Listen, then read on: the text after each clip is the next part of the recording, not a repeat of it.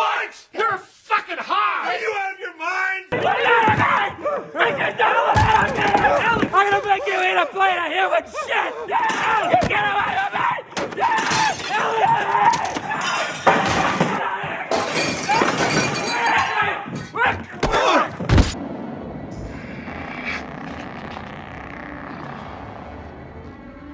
All right.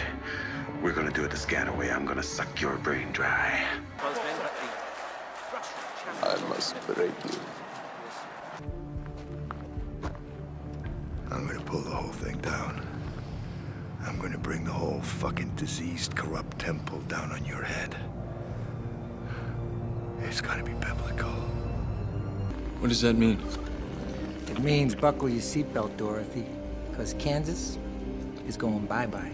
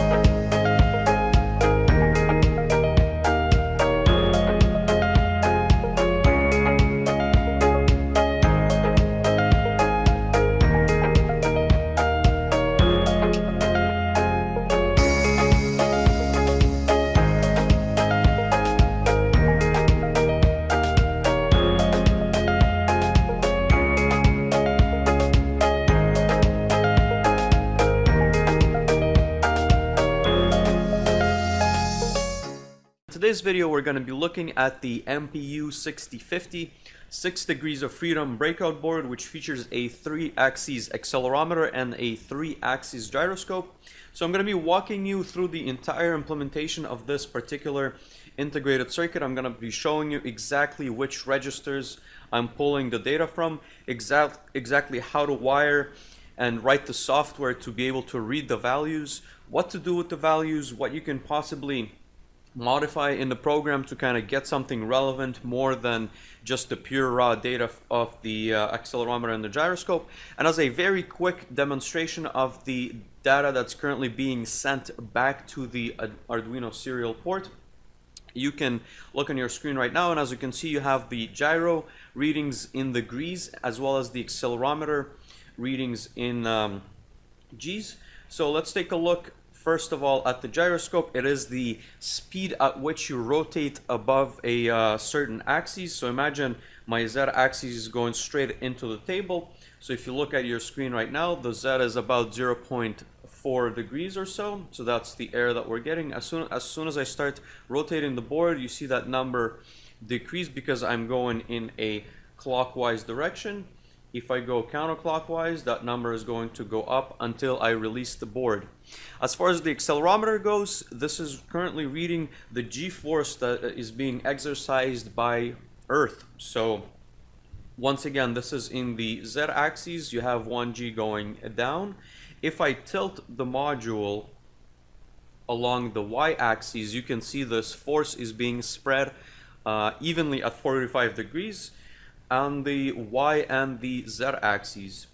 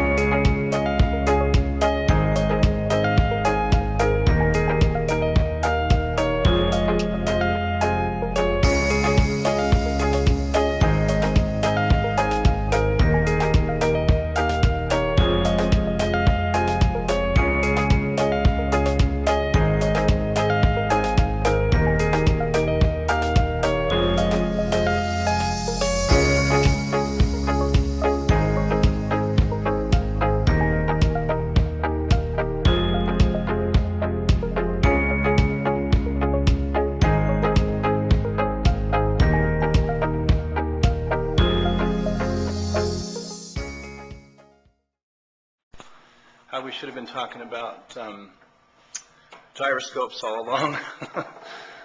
Well, the thing the accelerometer picks up that's causing the issue is gravity.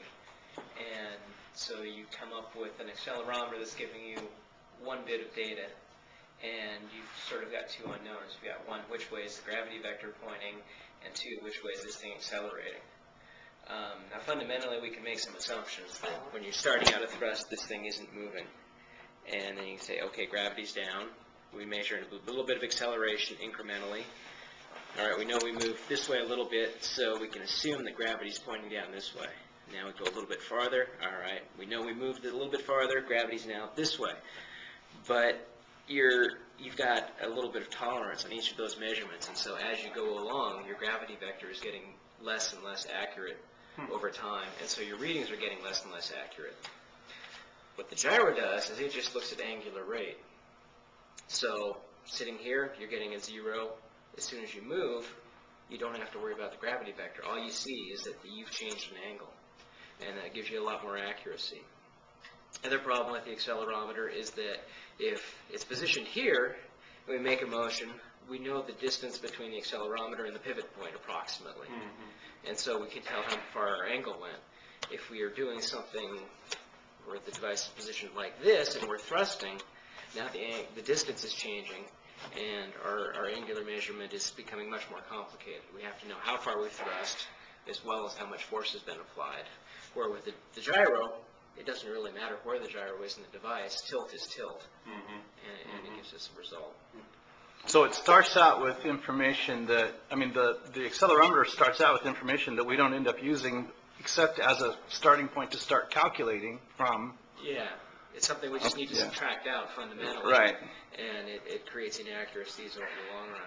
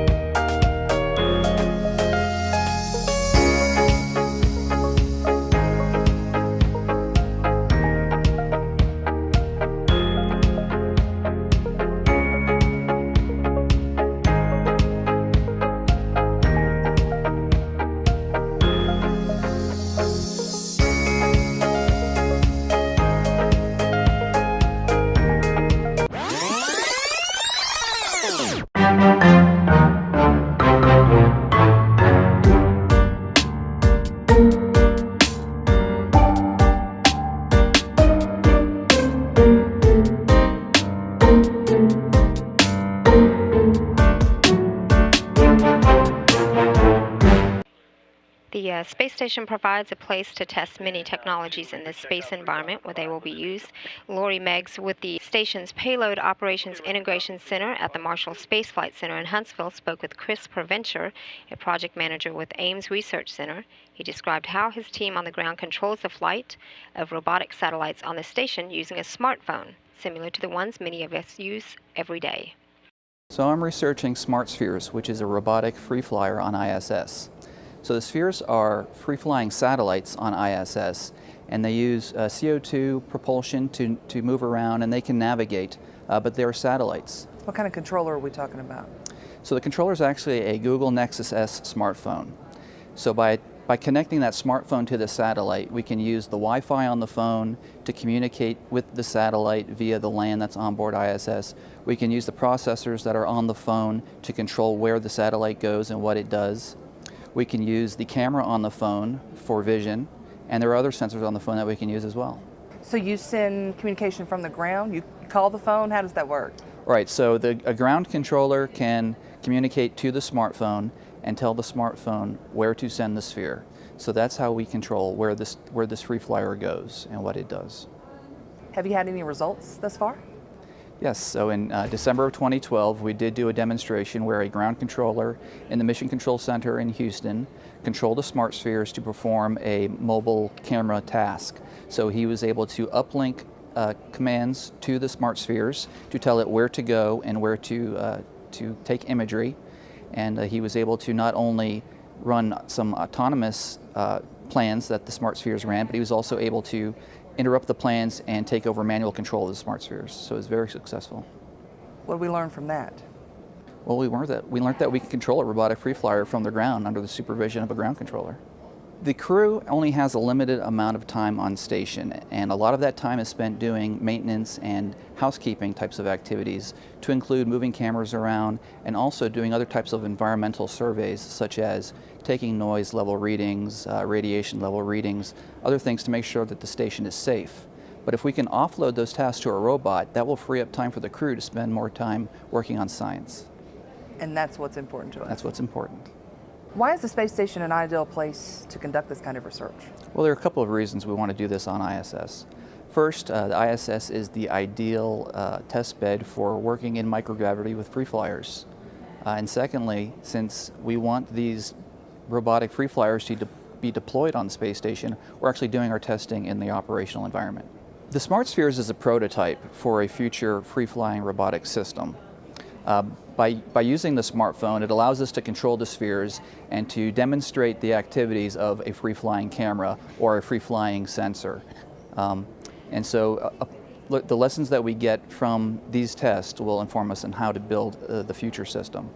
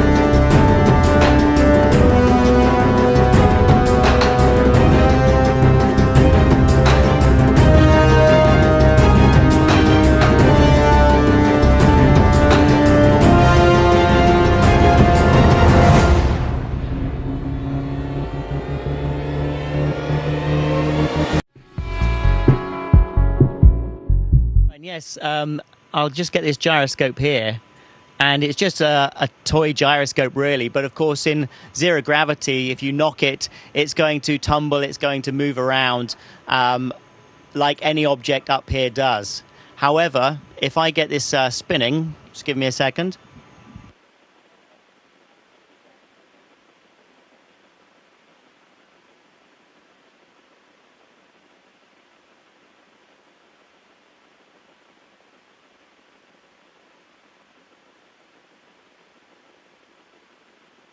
So once the gyroscope is spinning, you can just see how stable it becomes.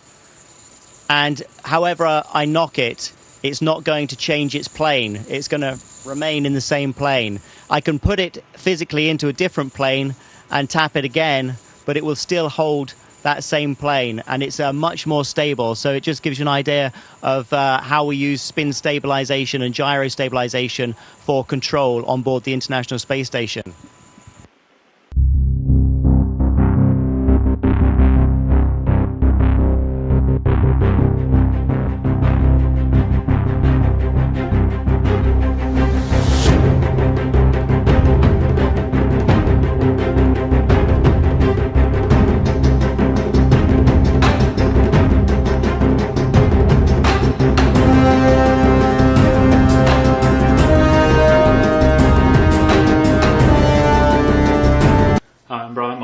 and this is Balls Out Physics, Episode 2, The Gravitational Constant. When I first discovered flat Earth theory, I thought I could debunk it right away. But the problem was I couldn't. I realized that there were some very good points being brought up by the flat Earth community, and that's why I started this series, because I'm really asking for help here. I can't explain these things, and I've got a pretty strong physics background. I took 2 physics courses in high school and then a bunch in college to get my degree, and maybe I'm missing something, maybe I'm not. But one of my favorite sayings in the engineering world is, you learn 10 times more from your mistakes than you do from your success. This is what we always tell rookie engineers. This is what they told me. Don't worry about making mistakes. Don't worry about being wrong. Because when you are wrong or you do make a mistake, you want to find out why. And on the way to finding out why, you learn a ton. So never be afraid to be wrong, because you can learn from it. And no one on this earth who has ever lived on this earth has ever been right all the time. All the time. It's never going to happen, and it's never happened. So accept it. Learn from it. So anyway, this episode is mainly about gravity, but it's about the gravitational constant in the gravity equation. However, to get there, we need to start with some basic physics.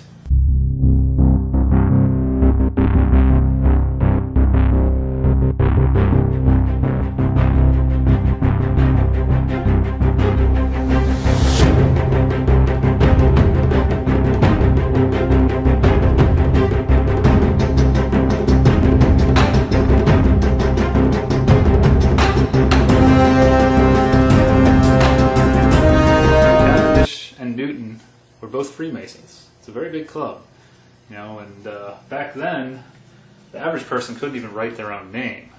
So people slowly were introduced to the sciences. More and more people were introduced to the sciences over the years, and it wasn't just the wealthy people over the years. And I know there's a symbol out there that a lot of people have been trying to figure out. It looks something like this.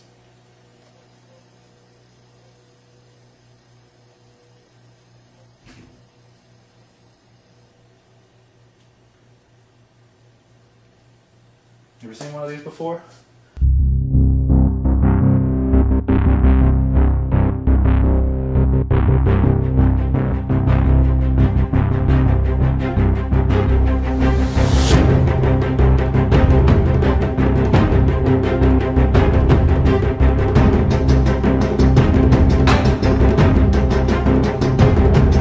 Get to the goddamn point. What's the point, man? There's no reason. Here's my point, dude. There's no fucking reason why these... Yeah, Walter, what's your point? Huh?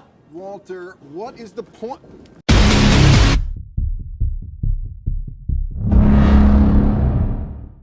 You push that button. Everything we've accomplished for the past 500 years will be finished. Our technology, our way of life, our entire history. We'll have to start all over again. For God's sakes, don't do it, Snake! My name's Pliskin.